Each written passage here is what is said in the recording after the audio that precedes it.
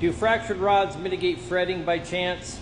I got a pile of comments asking me about fractured rods and if they're better or if their whole purpose is to mitigate fretting and stuff like that. So let's talk about fractured rods for a moment. And when we're talking about fractured rods, we're talking about this surface right here. This gets fractured instead of cut and machined.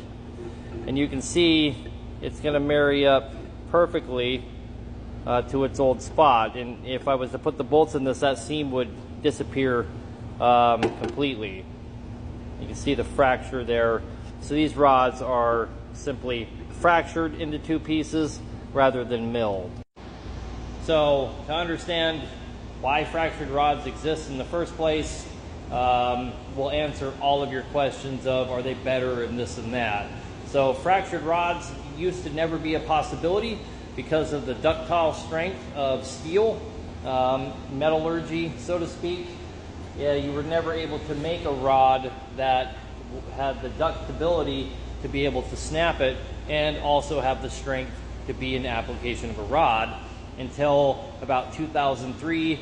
Some metallurgy was introduced, invented, what have you, that allowed for strong enough steel that was still had the ductability to be snapped came along, that fractured rods became viable.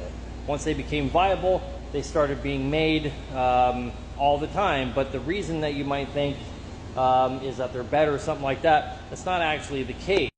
The reason manufacturers love fractured rods is because you can mill the whole rod out, and usually rods are made by putting powdered dry steel and then superheating it and stamping it, right? So it's a type of casting, but it's a very superior type of casting, and you'll end up with basically a machine. They'll come in there here and they'll machine this rod out, and then they'll fracture it and it's already good to go.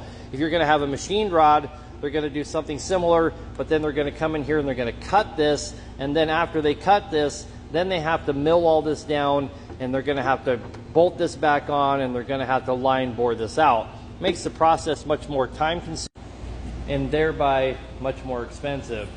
They have perfected the metallurgy enough that these rods are at least equivalent to 100% machined rods, so they say, but they're certainly not superior, and the whole purpose behind this is to save the manufacturers money and to produce cheaper rods.